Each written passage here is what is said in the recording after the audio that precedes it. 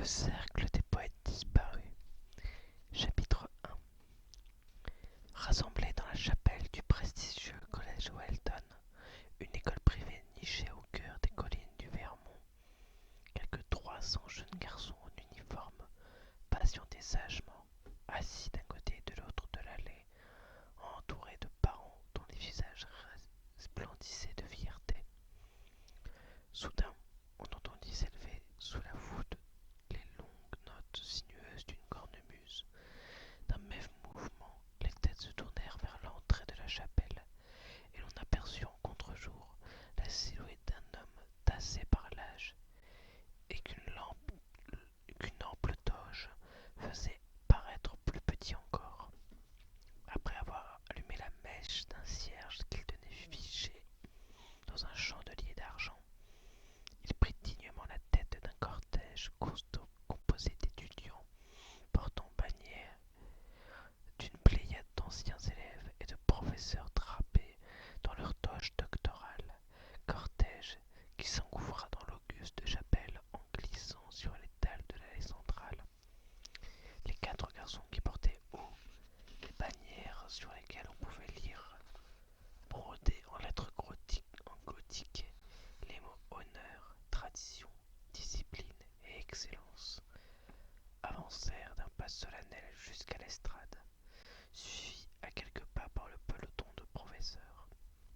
Le porteur de chandelier, dont l'attention était tout entière occupée à protéger la flamme des courants d'air, fermait à présent la marche. Le doyen du collège, M. Gale Nolan, un homme d'une 60aine d'années, aux yeux de hibou et au bec d'aigle, se tenait debout à la tribune et couvrait la procession d'un regard bienveillant, le buste droit et les paumes posées sur les coins de sa chair. « Mesdames et messieurs, chers enfants, déclama-t-il en désignant le candélabre d'un effet de manche théâtrale, la flamme de la connaissance. » Sous les applaudissements circonspects de l'assistance, le vieil homme présenta alors le cierge à bout de bras avec toute la lente cérémonie qu'exigeait sa fonction. Un silence respectueux s'imposait, et le joueur de cornemuse alla modestement se placer à l'extrémité droite de l'estrade, tandis que les 4 garçons abaissaient leurs bannières et retournaient se mêler à leurs camarades. Le détenteur du savoir s'avança alors vers les premiers rangs où attendaient les plus jeunes élèves, une bougie éteinte à la main. Lentement, il se pencha pour allumer la mèche que lui présentait l'étudiant en bordure d'allée. Les aînés vont transmettre la flamme de la connaissance à leurs cadets, entonna le doyen, tandis que l'un après l'autre les garçons allumaient leurs bougies à celle du voisin. Mesdames et messieurs, élèves et anciens élèves, en cette année 1959, nous célébrons le centenaire de la fondation de notre collège. Il y a 100 ans, en 1859, 41 jeunes garçons, assis dans cette même chapelle, s'entendirent poser la question que je m'apprête à vous poser maintenant, et qui vous accueillera désormais à chaque rentrée scolaire. Monsieur Nolan marqua une pause délibérée, promenant son regard sur les jeunes visages anxieux. Messieurs, quels sont les 4 piliers? Aussitôt, les élèves se levèrent et, un moment, on n'entendit plus que le bruit de leurs semelles sur les dalles. Todd Anderson, un des rares étudiants à ne pas porter le blazer de l'école, sembla hésiter. D'un coup de coude, sa mère lui intima l'ordre d'imiter ses camarades. Le visage du jeune homme était sombre, ses yeux brillaient d'une noire tristesse. Il se leva à son tour et, sans desserrer les lèvres, regarda autour de lui ses condisciples qui se mirent à clamer comme un seul homme. Tradition, honneur, discipline, excellence. Monsieur Nolan eut un hochement de tête satisfait, et les garçons se rassirent. Lorsque le dernier grincement de chaise se fut perdu sous la voûte, un silence attentif s'abattit sur la chapelle. Pour sa première année d'existence, donna le doyen en se penchant sur le microphone, le collège collège Walton obtint 5 lauréats. L'année dernière, nous en avons compté 51, dont la plupart ont vu ainsi s'ouvrir les portes des universités les plus prestigieuses. Les parents enthousiastes saluèrent par une salve d'applaudissements les bons résultats obtenus grâce aux efforts dévoués de M. Nolan. Deux des porte-manières, Knox Overstreet et son ami Charles Dalton, se joignirent à l'ovation, conscients d'appartenir à une élite. Flanqués de leurs parents, ils portaient tous deux l'uniforme du collège Walton, dont ils semblaient chacun dans son genre, les représentants les plus parfaits. Le cheveu court, Knox était un adolescent à l'allure sportive, au sourire franc et direct. Quant à Charlie, la mèche tombante et le rictus arrogant, il évoquait tout à la fois le fils de bonne famille et l'archétype de l'étudiant en classe préparatoire. Cette réussite exemplaire poursuivit M. Nolan, tandis que Knox et Charlie échangeaient des regards complices avec leurs camarades des rangs voisins, et le résultat de notre attachement fervent aux valeurs enseignées en ces lieux. C'est pour cette raison que vous, les parents, vous nous confiez vos fils, et c'est pour cette raison que nous sommes aujourd'hui l'une des meilleures écoles préparatoires des États-Unis. Passer par Walton, c'est pour vos enfants le premier pas vers les hautes carrières qui les attendent. Nolan marqua une nouvelle pause pour mieux savourer un tonnerre d'applaudissements qui l'affecta de vouloir écourter en soulevant légèrement les mains. Quant à vous, nouvelle recrue, reprit Nolan en dirigeant son regard vers les plus jeunes, sachez que la clé de votre succès repose sur ces 4 piliers. Et ceci vaut également pour les étudiants de dernière année et ceux qui viennent d'être transférés dans nos murs. À ces mots, Todd Anderson s'agita sur sa chaise, se sentant personnellement visé. Les 4 piliers sont la devise de notre institution et ils deviendront le fondement et la pierre de touche de votre existence. Prix d'excellence, Richard Cameron, appela Nolan. Aussitôt, un des porte-bannières bondit sur ses pieds. Présent, cria Cameron. À son côté, son père rougissait d'aise. Cameron, qu'est-ce que la tradition? La tradition, monsieur Nolan, est l'amour du collège, de la patrie et de la famille. Et la tradition, à Walton, c'est d'être les meilleurs. Bien, monsieur Cameron. L'enfant se rassit, le dos droit contre le dossier, couvé par le regard de son père. Prix d'excellence, George Hopkins. Qu'est-ce que l'honneur? L'honneur est la dignité morale par l'accomplissement du devoir, répondit sans hésiter le garçon interrogé. Bien, monsieur Hopkins. Prix d'honneur, Knox Overstreet. Knox se leva. Présent. Qu'est-ce que la discipline? La discipline est le respect dû aux parents, aux professeurs et aux doyens du collège. La discipline doit être spontanée. Merci, monsieur Overstreet. Prix d'honneur, Neil Perry. Knox se rassit, souriant. Ses parents, assis de chaque côté, lui tapotèrent l'épaule en manière de félicitation. Neil Perry se leva à son tour. C'était un adolescent très délicat, presque féminin, mais qui jouissait d'un certain ascendant sur ses camarades. Ascendant qu'il devait à ses résultats scolaires, mais aussi à une sorte de générosité intellectuelle. Sa poche de poitrine était couverte d'un signe de mérite. Il présenta un visage fermé au doyen. L'excellence, monsieur Perry. L'excellence est le fruit d'un travail acharné, répondit Perry, d'une voix forte mais monotone. L'excellence est la clé du succès, dans les études comme dans la vie. Il se rassit sans doute, détourné le visage de l'estrade. À son côté, son père resta de marbre, ne lui adressant pas le moindre signe de satisfaction. Messieurs, reprit Nolan, vous travaillerez sans doute plus à Walton que vous n'avez jamais travaillé dans toute votre vie, et votre récompense sera cette réussite que nous attendons tous de vous.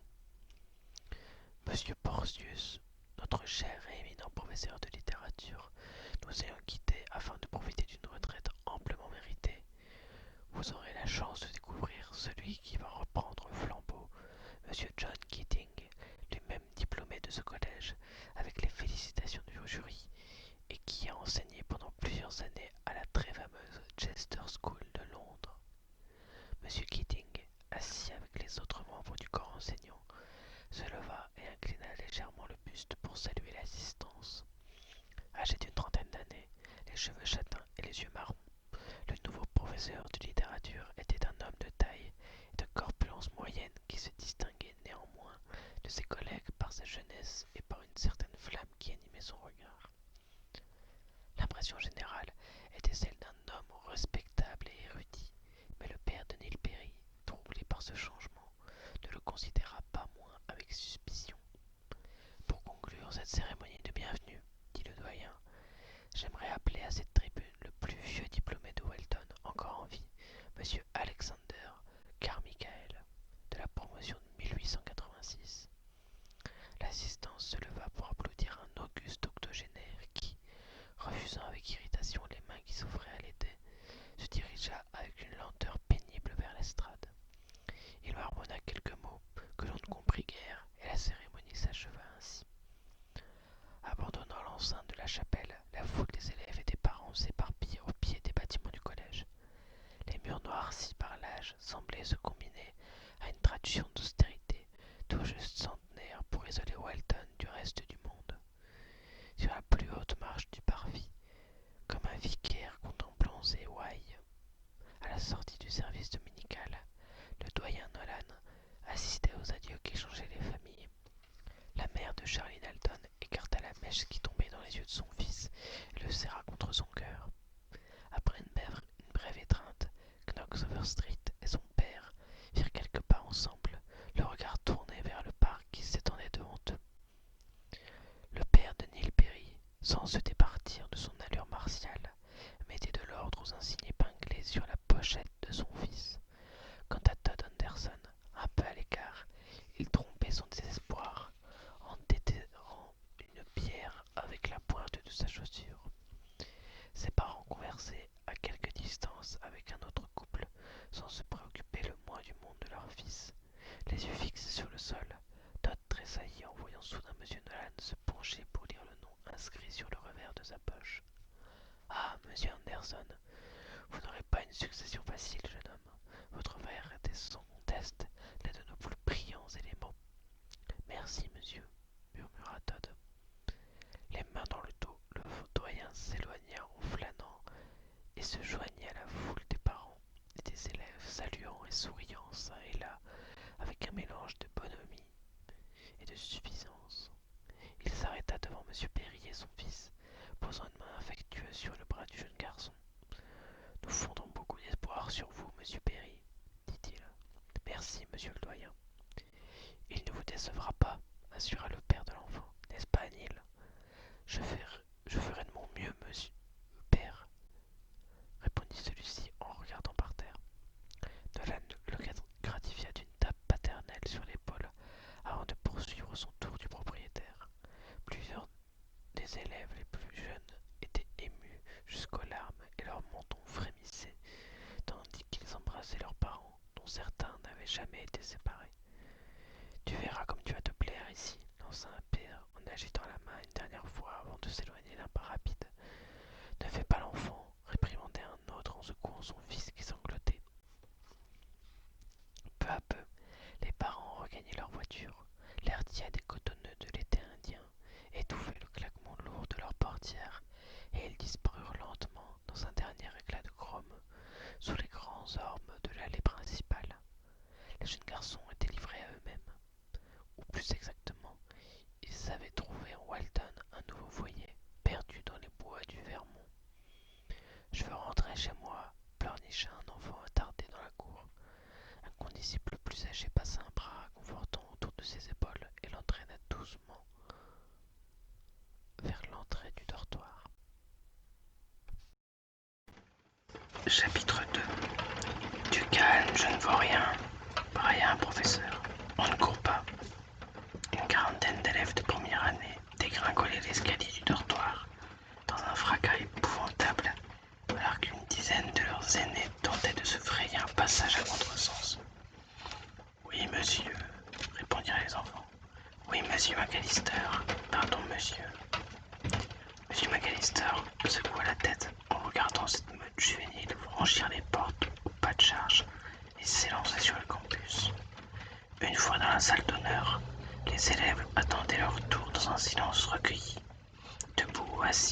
sur de vieilles chaises recouvertes de cuir. Plusieurs paires d'yeux inquiets se portaient régulièrement sur la double porte du premier étage, au bout du grand escalier à grosses rampes carrées. Un des battants s'ouvrit et livra passage à 5 élèves qui descendirent sans bruit dans la salle. Un homme aux cheveux grisonnants s'avança sur le palier. Overstreet, Perry, Dalton, Anderson, Cameron, prononça distinctement le professeur Hager. À votre tour. Ceux dont les noms venaient d'être appelés gravirent ensemble les marches sous le regard attentif de deux de leurs camarades. Pitts était un grand garçon peu bavard, les cheveux coiffés en brosse, le sourcil bas et les épaules légèrement tombantes. Mix, à côté de lui, était plus petit, l'œil vif cerclé de lunettes. C'est qui le nouveau? Chuchota Mix à son camarade de classe. Anderson, répondit Pitts dans un murmure. Il n'a pas l'air dans son assiette. Mais leur conversation n'échappa pas à la vigilance du vieux Hager. Messieurs Pitts et Mix, un blâme. Les deux garçons baissèrent les yeux sur la pointe de leurs chaussures. Pitts souleva le coin de sa bouche en signe d'irritation. Le professeur Hager était presque aussi vieux que les murs du collège, mais il avait gardé un œil d'aigle. Monsieur Pitts, cela vous vaudra un second blâme.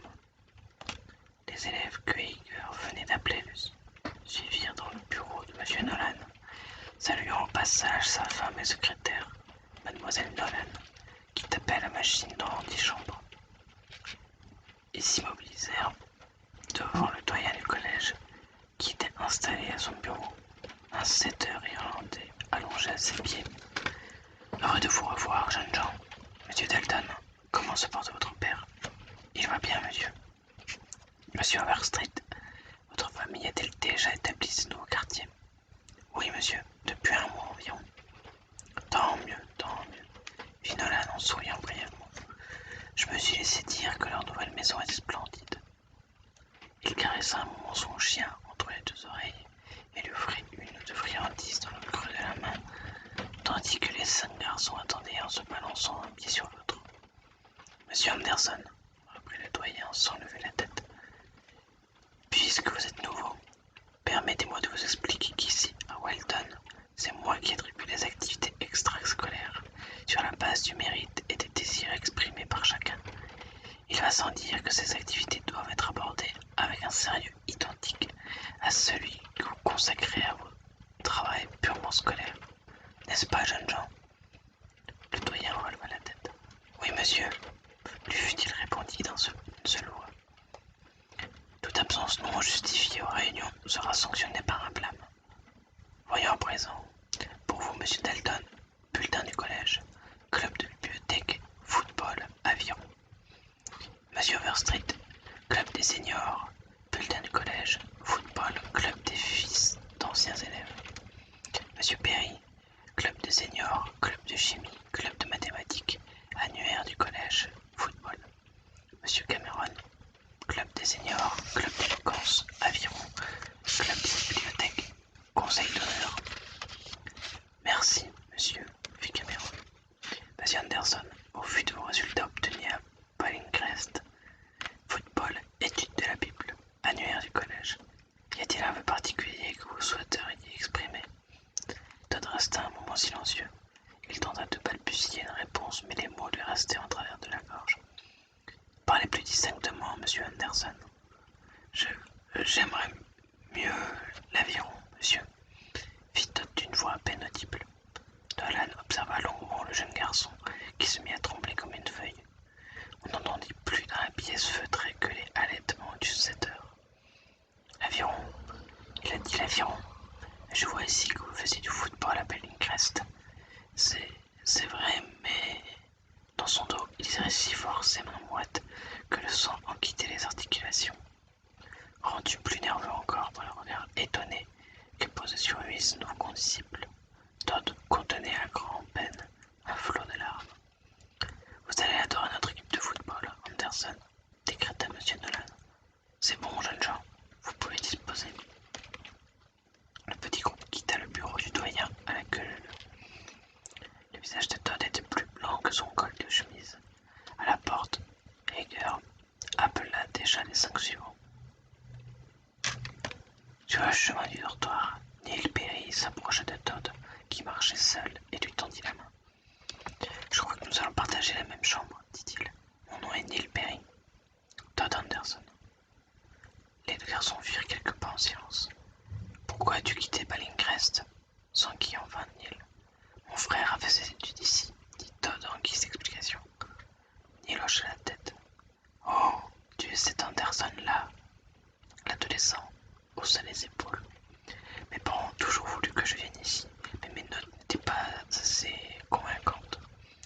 Alors ils m'ont envoyé à Ballingrest pour une mise à niveau. Tu as décroché la timbale, fit Neil en éclatant de rire. N'est-ce pas alors pas trop te plaire ici? Je ne m'y plais déjà pas.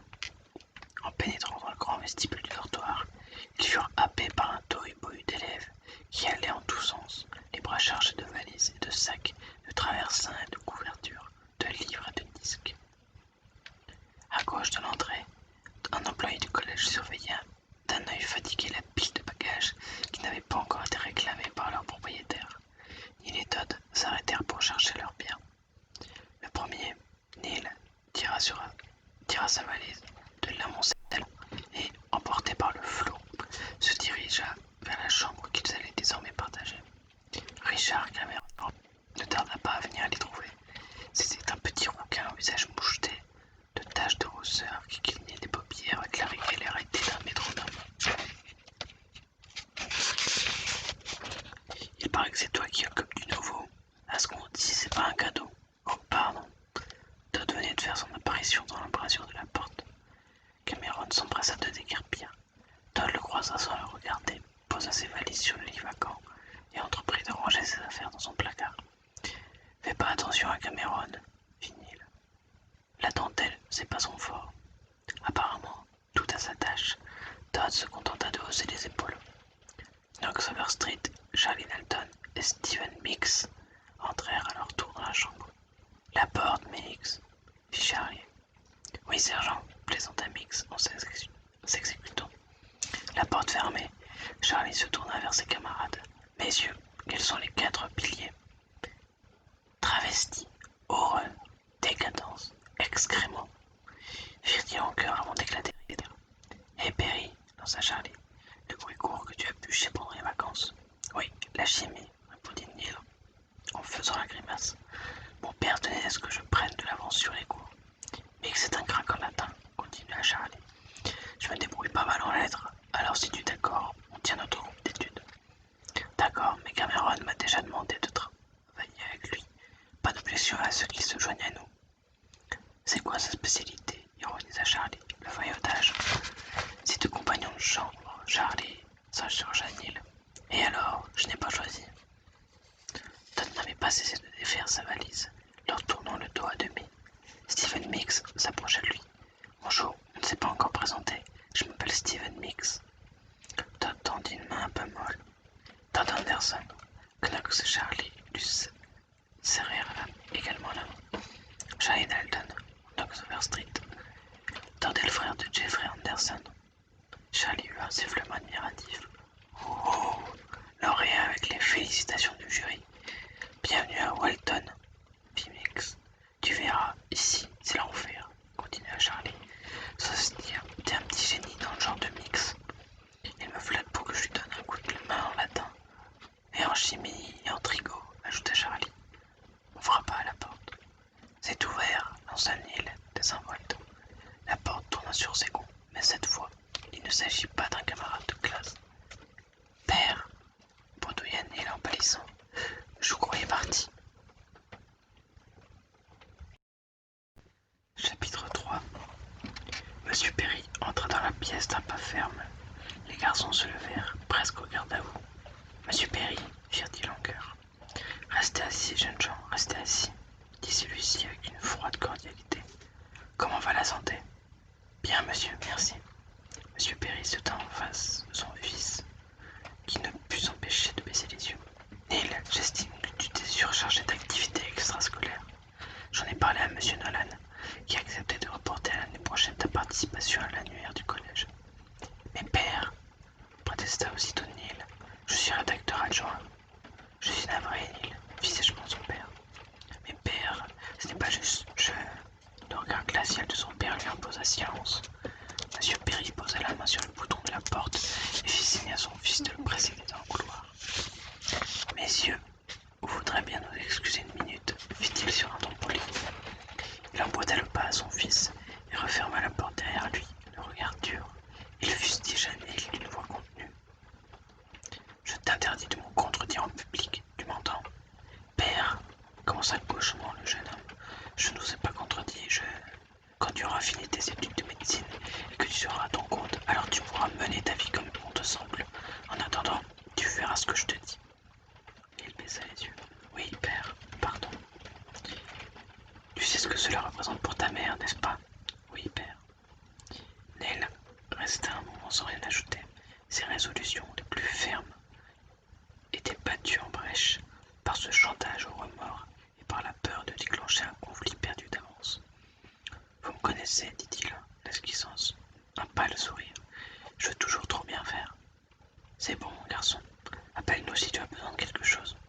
Monsieur Perry pressa sa main sur la nuque de son fils et s'éloigna de son pas martial. Neil le suivit du regard, le cœur plein de rage et d'amertume, se demanda s'il serait un jour capable de tenir tête à son père.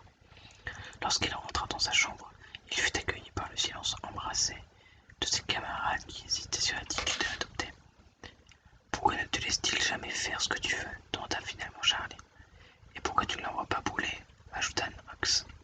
Après tout, tu n'aurais rien à perdre. Il s'essuya les yeux de son bras fermé. Bien sûr, interqua-t-il. Comme vous vous envoyez bouler vos parents, hein, monsieur le futur avocat et monsieur le futur banquier. Le coup porta. Il a reporté la pièce en fulminant. Il arracha l'insigne obtenu pour son travail à l'annuaire de l'école et le jeta avec rage sur son bureau. Tu fais erreur, dit Knox, en venant à lui. Je ne laisse pas mes parents me commander. Non, répliqua Neil avec sarcasme. Tu te contentes de faire tout ce qu'ils te disent. Je te parie ce que tu veux que tu finiras dans le cabinet de ton père. Il se retourna vers Charlie, vautré au pied de son lit. Et toi, tu passerais tes journées à blucher des mondes de près. C'est bon, convainc Charlie. Ça ne me plaît pas plus qu'à toi. Je disais simplement, n'essaie pas de me dire comment parler à mon père quand tu t'écrases devant le tien, coupa Neil. Compris, soupira Knox. Qu'est-ce que tu comptes faire? Laissez tomber l'annuaire, tiens. Je n'ai pas le choix. À ta place, je n'en ferai pas une maladie, intervint Mix. Les types de l'annuaire ne sont qu'une bande de lèche-potes. Neil rabattit violemment le couvercle de sa valise et s'écroula sur la porte de son lit. Qu'est-ce que ça peut bien me faire, après tout? Il donna un coup de poing à son oreiller et s'étendit sur son lit, les yeux fixés au plafond. Les autres restèrent un moment sans ouvrir la bouche, comme pour partager l'amertume de leurs camarades. Charlie finit par rompre le silence. Je ne sais pas pour vous, mais j'aurais sacrément besoin de dérouiller ma grammaire latine. 8 heures dans ma biole. D'accord, fit Neil d'une voix blanche. Tu es le bienvenu si tu veux te joindre à nous, fit Charlie à l'adresse de Todd. Merci. Lorsque tous eurent pris le chemin de leurs chambres respectives, Neil se leva et ramassa l'insigne qu'il avait jeté sur son bureau. À côté de lui, Todd terminait de défaire sa valise. D'entre deux chemises soigneusement pliées, il le vit sortir une photographie sous cadre de son père et de sa mère, le bras affectueusement passé sur les épaules d'un garçon plus âgé qui devait être l'illustre Jeffrey. Il regarda attentivement la photo et remarqua que Todd se tenait légèrement à l'écart du petit groupe, avec eux et pourtant seul. Todd s'installa sur sa table, un nécessaire de bureau en cuir. Neil se jeta sur son matelas et s'adossa contre la tête de lit. Alors, qu'est-ce que tu penses de mon père? Je l'échangerais bien contre le mien, murmura Todd, comme s'il se parlait à lui-même. Qu'est-ce que tu dis? Rien. Todd, si tu veux réussir ici, il faudrait que tu apprennes à hausser la voix. Les faibles entreront peut-être dans le royaume des cieux, mais pas Harvard, si tu vois ce que je veux dire. Todd hocha la tête. Neil tenait son insigne à la main. Le salaud, cria-t-il soudain. Il pressa le pouce sur la pointe de l'épingle, faisant jaillir une goutte de sang